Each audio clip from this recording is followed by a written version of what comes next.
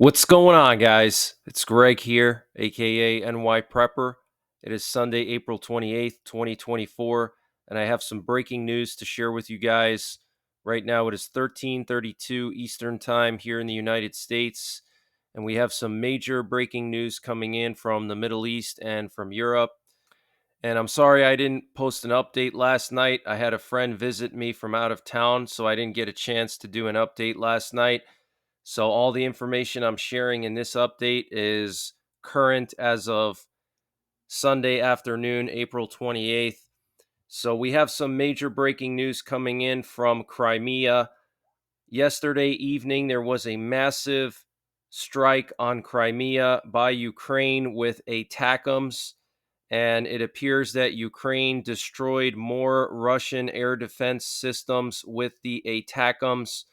I heard as many as 10 kabooms were reported across various parts of Crimea. We don't have any detailed information as to what targets were hit, but we are hearing that more air defense sites were hit by the Ukrainians with American ATACMS long range rockets, which are the short range missiles for the HIMARS.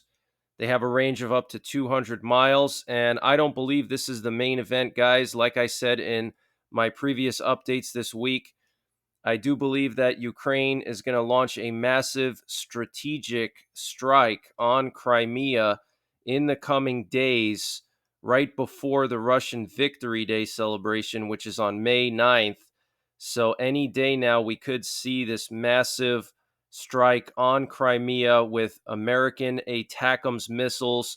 Remember, a couple of days ago, I reported that the U.S. already approved for Ukraine to use the ATACMS against Crimea. Okay, so the U.S. has already green-lighted Ukraine to strike Crimea, and I think the strategy behind that is that Ukraine is going to pound Crimea with ATACMS and Storm Shadows and maybe even Taurus missiles to kind of slow down Russia's offensive. So I think we're going to see it, guys. I think we're going to see the Crimean bridge get taken out this year. It could happen in the coming days. And destroying the Crimean bridge would, number one, be a huge symbolic move by Ukraine, but also it would starve Crimea economically and would force Russian civilians to move out. And it would also make it more difficult for the Russian military to operate there. If they don't have that Crimean bridge to bring in supplies, they could try to go through the land bridge that Russia made. But the problem with sending supplies through the land bridge is that it's close to the Ukrainian front lines, and Ukraine could hit the trains and convoys with rockets as they're moving towards Crimea. So we have to be on high alert, guys, because we know that Crimea is one of Putin's red lines. And if Ukraine continues to attack Crimea with the ATACMS, it could potentially escalate things, especially if Ukraine takes the bridge down. But I do think they're going to try to take the bridge down because Ukraine needs a win. Okay, the counteroffensive was a big failure. They haven't had any solid gains in over a year and a half. Okay, since they took back Kherson, the Ukrainians haven't had any solid gains. The counteroffensive has failed. And now Russia is advancing in various areas of eastern Ukraine. So Ukraine desperately needs to do something to show its people that, it's worth fighting this war, and to boost the morale and to boost the motivation of the soldiers on the front lines. The Ukrainian government needs to show its people and its troops that, hey, we can still win this thing. And we had some unusual Russian buzzer radio activity last night. The Russian military was transmitting some data over the Russian buzzer frequency. If you don't know what the Russian buzzer frequency is, it's the frequency used by Russia's nuclear forces, and they transmit nuclear attack options and various nuclear war codes on that frequency. It's very similar to our 11175 frequency or 8992 frequency. And this update was sponsored by My Patriot Supply. Guys, My Patriot Supply is doing a discount on their 1 month emergency food supply. And to get the deal, you got to go to preparewithnyprepper.com, and the link is in the description below this video. This is a 1 month freeze dried food supply. It has a 25-year shelf life. Normal price is $237. They've dropped it down to $177. So that's a savings of $60. And it's all packed within 2 rugged, water resistant buckets. Free shipping is included. $177 for 1 month of food. Where are you going to find a deal like that? They also have a general store, and they're always running discounts in their general store on various prepping and survival items. They have everything from MREs, potassium iodide, to survival seeds. And to get to their general store, you got to click on the My Patriot Supply logo at the top of the page when you get to preparewithnyprepper.com. And you'll see when you get there, they have everything you can imagine.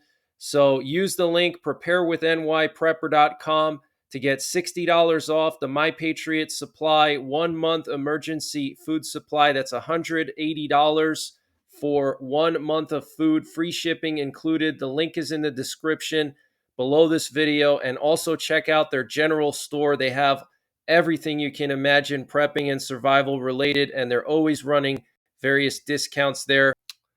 And so they use the Russian buzzer to transmit codes to their nuclear forces. And last night there was this very rare data broadcast on the Russian buzzer frequency for at least an hour or two. And this data is known as CIS 12. And also in the last 24 hours, we've had multiple aerial refuelers head to Europe. So what you're looking at here are 4 aerial refuelers that went to Europe last night and this morning. What's interesting is one of these aerial refuelers, Blue 93, is an aerial refueler that the U.S. military specifically uses for refueling B-1 bombers and B-52 bombers. Okay, so Blue 93 went to Spain, and where this aerial refueler landed in Spain, it landed in Rota. Right next to Rota, we have the Meran Air Force Base, which is where we have strategic bombers. Okay, that's where most of our strategic bombers are kept in the European theater. We keep them in Meran Air Base. So it's no surprise that we would move Blue 93 to Spain. Okay, so that's kind of a red flag. Then we had 2 more aerial refuelers head over the North Atlantic. Looks like they probably went to the UK. And then we had another one go to the UK. So 4 aerial refuelers last night. Here's a 5th one, actually. Here's another one that went over. So that's 5. And then we had Blue 92, which is one of the aerial refuelers that we use to refuel our B-1 bombers and B-52s. It went towards Egypt, and then it turned its transponder off. So that's pretty interesting. And then today, we had 3 aerial refuelers go towards Egypt, and then they turned their transponders off. So that's a pretty serious movement of aerial refuelers, okay? One going this way, and then shortly after, a few hours later, 3 more. So something's being positioned in the theater. I don't know what is going on, but lots of aerial refuelers being moved around. And in addition to the aerial refuelers, I have a source who lives right next to Raven Rock Mountain Complex, which is the alternate National Military Command Center for a nuclear war. Okay, so during a nuclear war, our Defense Department officials would head to Raven Rock. It's a bunker in southern Pennsylvania, right on the border of Maryland. And they would command our nuclear forces from Raven Rock. And I have a source who lives literally right next to Raven Rock. And they told me that yesterday there was some military aviation in the form of Black Hawks that were landing at Raven Rock, which is, according to my source, very unusual to see them landing at Raven Rock, especially on a Saturday. Okay, so that's not a good sign. And then the Russian buzzer broadcasting some very rare data last night. It's not a coincidence, guys. And we had another Israeli government minister get into a car accident yesterday. Haim Betan got into a car accident. He's the Minister of Education in Israel, and he's also a member of the Knesset. And that's just 2 days after the Israeli National Security Minister, Ben Gvir, got into a car accident as well. So, guys, nothing is a coincidence, okay? I believe these were targeted events. They were trying to take these ministers out, especially Ben Gvir. Ben Gvir is very controversial. He's a very far right wing minister in the Netanyahu government, and he's on the National Security Council. He's the head of the Israeli National Security Council, so he's very important. Okay, he's the guy that said that Israel should occupy all of Gaza. Very controversial figure. Now we have the education minister getting into a car accident. It's not an accident, guys. We also have some concerning information coming out of Poland. It looks like things are continuing to spiral out of control in the Baltics and Poland. So apparently, the Polish army is now offering training to all citizens aged 15 to 65 in the event of emergency situations. The first training sessions start on May 11th of this year. So the Polish army is going to be training their citizens for emergency situations. Okay, all citizens aged 15 to 65. I'm going to look into this deeper and see specifically what kind of training they're going to be receiving, but this is a red flag. It means Poland is preparing for war with Belarus and Russia. We know that Belarus has moved an entire mechanized brigade to the border of Lithuania, just 5 miles from the border of Lithuania. There's an entire Belarusian mechanized brigade with hundreds of tanks and armored vehicles and thousands of troops, okay, at least 5,000 troops right on the highway that goes straight into Vilnius. And there's no NATO forces there that would be able to stop that brigade from advancing on Vilnius, the capital of Lithuania. And what you're looking at here is a picture of the Polish president on the left and the Lithuanian president on the right. And they were supervising joint exercises that took place in the Suwalki corridor, which is a little strip of land between Belarus and Kaliningrad. And it's along the border of Lithuania and Poland. And this is a very strategic part of Europe because Russia could try to seize that little piece of land, and that would cut off the Baltics from land resupply. And then Russia could try to take the Baltics. Guys, the Baltics have very small militaries. Okay, they each maybe have 20 or 30,000 troops at most. They hardly have any tanks, and they have no fighter jets and like no air defenses at all. Okay, so it would be easy pickings for Russia to try to take the Baltics. I don't know if they're going to do it this year, but I do believe something's going to happen with Belarus. I think Belarus maybe is going to try to advance on Lithuania and maybe move their forces 10 or 20 miles into Lithuania and then just sit there and create a problem for NATO. And then while that happens, Russia could try to advance more in Ukraine while NATO is panicking and figuring out what to do and all the shock factor and everything. Then Russia could take advantage of that and make advances in Ukraine while NATO's focusing on that. But apparently there were 1,500 Lithuanian infantry soldiers taking part in this exercise in the Suwalki Gap, and nearly 200 members of Poland's 15th Mechanized Brigade.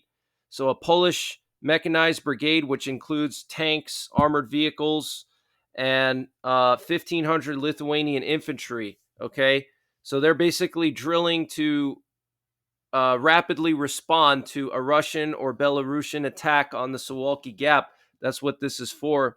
Also, the U.S. and Portuguese military were taking part in the exercises as well.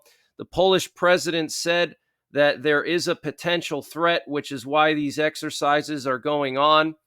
And also, a Russian Ilyushin-20 reconnaissance plane was patrolling the Baltic Sea yesterday, and it was intercepted by NATO fighter jets. Some other interesting news is that the Ministry of Foreign Affairs of Tajikistan is advising its citizens to temporarily abstain from travel to Russia. I wonder if it's related to the Crocus City Hall attack, because they were saying that those shooters were from Tajikistan. And let me just show you some more pictures here of the Polish president and the Lithuanian president here. So the Polish president on the left, Lithuanian president on the right. And this is also a historic move, guys, because 500 years ago, Poland was a superpower. It was the most powerful country in Europe 500 years ago. And what happened was Poland joined into an alliance with Lithuania, and they actually became like one country back then.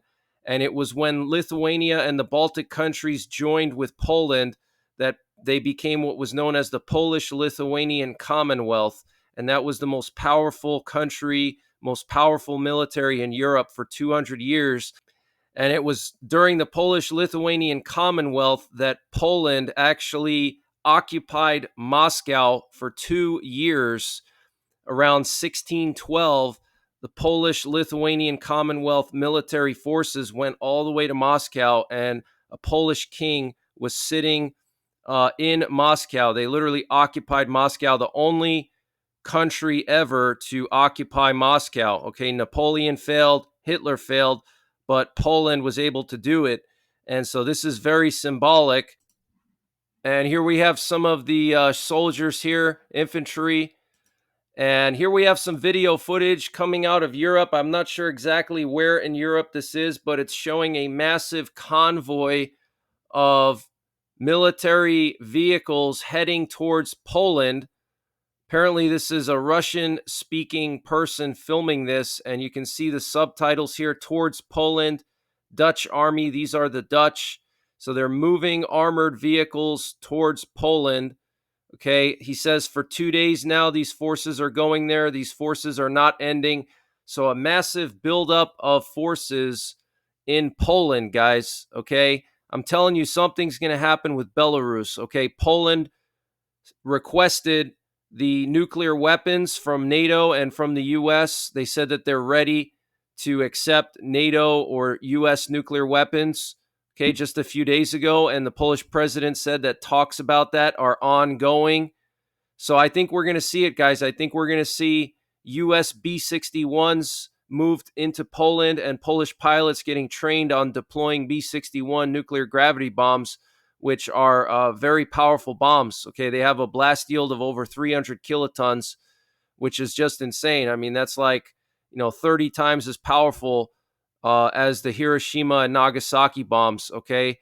And so Poland would probably get like 24 of those, and their F-16s and F-35s would be used to deliver them onto Belarusian targets. And Belarus already has tactical nuclear weapons, guys. Russia moved tactical nuclear weapons into Belarus. Belarus has the Iskander missiles, which can hit all of Poland, all of the Baltics. And they also have some type of air-launched nuclear weapons, either gravity bombs or hypersonic missiles, most likely the Kinzhal missiles with nuclear warheads on them, and they trained Belarusian pilots on how to use them. So this is a very serious situation, guys. Look at all this equipment here heading to Poland, Dutch military equipment, absolutely insane. And here we have some footage showing military equipment arriving at a port in Europe. I believe this is in Poland. And you can see these Bradleys and various types of military equipment here arriving at this port in Poland. So, guys, the situation in Europe is escalating. And at the moment, there is a collapse of the Ukrainian defense line in the direction of the Donbass region, along the line from Semyanuka, Berdichi, Solovyov, Arkhangelskoye, and Kramik. Several towns came under Russian control in the last 3 days, including Novo-Kalyanovo, Berdichi, and Kramik. The Russian army is advancing so quickly that it is difficult to determine exactly where combat operations are taking place. The commander-in-chief of Ukraine's armed forces, General Oleksandr Syrsky, admitted to Western allies that the situation for Ukrainian soldiers is difficult and getting worse. Sirski said Russia is on a fast and all-out offensive from the front around Avdiivka, and Ukraine's defense lines are currently collapsing. He also said that the Russian armed forces are trying to break through the defense line in that region, and they want to take the strategic initiative. Okay, that's the key word there, strategic initiative. So Russia is looking for a strategic victory here this year. Okay, Russia has to also show the world and its people that they can make serious gains, because Russia has been embarrassed over the last 2 years. They lost a lot of territory. They lost Kharkiv, they lost Kupiansk, they lost Kherson, and Putin is starting to look like he's not effective to some of the hardline Russians. So Russia needs a victory also. So strategic initiative, meaning serious gains. Okay, Russia's going to look to take a lot of territory in Ukraine. What they're going to try to do is they're going to try to push the front line in Zaporizhia further north. They're going to try to make a big advance over there. And by doing that, it would push Crimea and the Crimean Bridge out of HIMARS range, out of ATACMS range, and it would make it harder for the Ukrainians to strike Crimea with the ATACMS if they push those front lines further north. And what they're also going to try to do is potentially go into Kharkiv or surround it. And then another potential breakthrough will be in Donetsk area. They're going to try to push the front line away from Donetsk. I think they're probably going to start with Donetsk first, because that's where they have their strongest grouping of troops. And then they may go after Kharkiv and then push the line in Zaporizhia. But that's why I think the Ukrainians are going to try to go for Crimea now, before the Russians push the front lines too far north. And then it's going to be harder for them to strike the Crimean Bridge. They're going to have to use longer range missiles that they don't have right now. Okay. And Estonia is going to be purchasing Czech radars and jamming equipment for Moldova, so Moldova can defend their airspace. That's very interesting. And this is coming after several drones and missiles flew over and into Moldova over the last few months during these Russian strikes on Ukraine. Look at all this equipment, guys. This is insane. This is all coming into Poland right now. And the U.S. Air Force said that they recently conducted an exercise with F-15E Strike Eagles in the Middle East. They conducted an aerial refueling exercise with their F-15E Strike Eagles. I want to remind you guys that the F-15s are primarily used for nuclear weapons delivery now by the Air Force. Okay, the Air Force primarily uses F-15s for nuclear weapons delivery, okay, and deep strike missions, all right? So that's very concerning, especially seeing all those aerial refuelers that moved into the region yesterday and this morning, all the aerial refuelers that went towards Egypt, okay? So we have to still keep our eyes on the Middle East, guys, okay? That could spiral out of control as well. And according to Reuters, the U.S. government ordered a new doomsday plane from Boeing worth $13 billion. And Hezbollah launched 26 rockets last night at the Mount Meron Air Base in Israel, which is a key base for the IDF in northern Israel. And a Houthi official threatened the United States to target all of their interests in the region. And let me just show you guys some new video footage here coming out of Israel of equipment here, okay? Just hundreds and hundreds of tanks. Look at this. This is just ridiculous, guys. Absolutely ridiculous. Wow. Probably hundreds of tanks here. Okay. So we got to keep our eyes on that. And we also had the Swedish Air Force VIP plane fly to eastern Poland last night. And then shortly after, it landed in the city of Lublin in eastern Poland, which is very close to Belarus. It took off just an hour later. So some Swedish Air Force VIP went to Poland late last night, not sure why. And we also had a British reconnaissance plane flying off the coast of Israel this afternoon. It turned its transponder off once it got close to Israel. And we have a ton of U.S. Navy assets in the Indo Pacific. Look at all these ships operating in the Indo Pacific. So our naval forces are on high alert in Asia. Okay, there's been a lot of flare ups between China and the Philippines, and we've had North Korea testing a lot of new missiles over the last few months. They tested a hypersonic missile that's nuclear capable. They tested some new short range missiles, medium range missiles, and the list goes on and on. New cruise missiles. So, very, very concerning, guys. And South Korea and the U.S. have been doing a lot of drills together in the last few weeks and in the last few days. So something could pop off over here, okay, as well, at the same time as things pop off in Europe, just like during World War II. It could happen the same way. All right. We may have to fight on two fronts. We may have to fight in Europe and in Asia and potentially also in the Middle East. So it'll actually be three fronts versus World War II was mostly two fronts. And then you had North Africa, which was not really its own front. It was kind of part of Europe. We had this Chinese research vessel sail around the Philippines last night within 12 nautical miles of the Philippines coastline.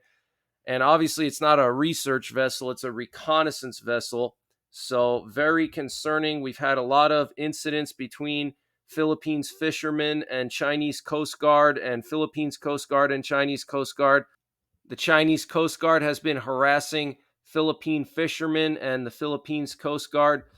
And Bill Gates is working on a project to cool the earth from global warming by spraying aerosols in the atmosphere to reduce sunshine. Absolutely insane. And there was a small 2.9 magnitude earthquake in New Jersey yesterday near Bridgewater in Somerset County, New Jersey. The tremor was recorded on the morning of Saturday, April 27th at 9:49 a.m. local time at a very shallow depth of 5.3 miles below the surface. And this comes just a few weeks after that strong 4.9 in the same area. And the U.S. is preparing for the potential failure of a major Wall Street bank, according to the FDIC. We don't have any details on which bank it is, but the U.S. is preparing for the failure of a major Wall Street bank. Okay, that is very, very concerning. So, with all the wars going on, Middle East, Europe, and Asia, now we have our financial system in trouble. Okay, so you have to make sure you guys are preparing physically, mentally, and spiritually. And I might be back later on tonight with another update. I'm not sure yet. It is Sunday, so I usually try to relax on Sunday. It's the Lord's Day. So I may be back later on tonight with another update. If not, I will be back tomorrow with another update. So until next time, take care, God bless, and don't forget the 3 Ps: prepare, practice, and persevere.